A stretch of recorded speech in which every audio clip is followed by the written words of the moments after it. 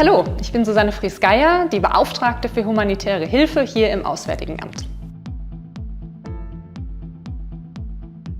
Mit der humanitären Hilfe helfen wir ja in ganz konkreten Notsituationen. Und das kann sein, Menschen, die tatsächlich konkret Hunger leiden, oder aber auch welche, die jetzt zum Beispiel im Krieg in der Ukraine fliehen mussten, wo die Granaten die Häuser zerstört haben. Da muss man dafür sorgen, dass schnell die Familien wieder ein Dach über dem Kopf bekommen. Aber es gibt auch Schutzrisiken, wo tatsächlich Frauen und Kinder verfolgt werden, wo man Schutzräume bietet mit dieser humanitären Hilfe. Das kann natürlich auch ganz konkret jetzt ad hoc eine Naturkatastrophe passieren, wie wir sie gerade hatten in Syrien, aber auch in der Türkei. Oder es gab die Fluten in Pakistan oder den Wirbelsturm in Mosambik.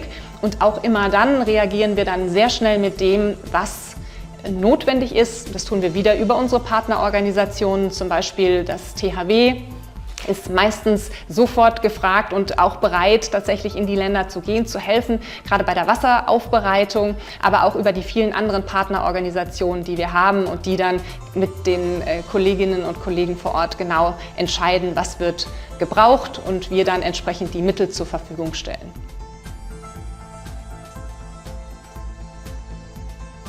Vorausschauende humanitäre Hilfe basiert auf der Idee, dass man den Menschen schon vorher helfen soll, das heißt, bevor eine Krise eintritt.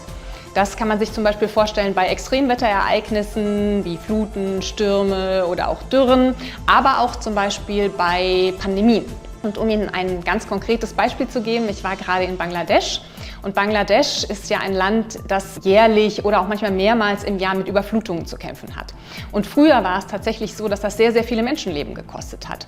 Und jetzt hat man Frühwarnsysteme, das heißt, man hat Daten, die einem genau sagen, jetzt kommt der Regen. Und dann ist es natürlich genau die Chance, den Menschen, die keine Möglichkeit hätten sonst, mithilfe der humanitären Zuwendungen es zu ermöglichen, sich Vorräte zu kaufen. Man stellt Wasser zur Verfügung, sodass die Menschen sich selbst, aber auch ihr Vieh in Sicherheit bringen können und es dann natürlich schon Schäden gibt, aber eben nicht Schäden an Leib und Leben.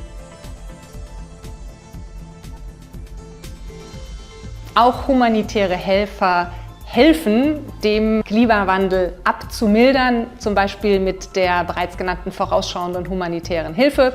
Wenn bevor ein Extremwetterereignis eintritt, humanitäre Hilfe gegeben wird und nachher weniger Schäden entstehen, ist das natürlich eine Hilfe im Bereich der Adaption. Aber was auch wichtig ist, die humanitären Helfer selber müssen natürlich versuchen, grüner zu sein.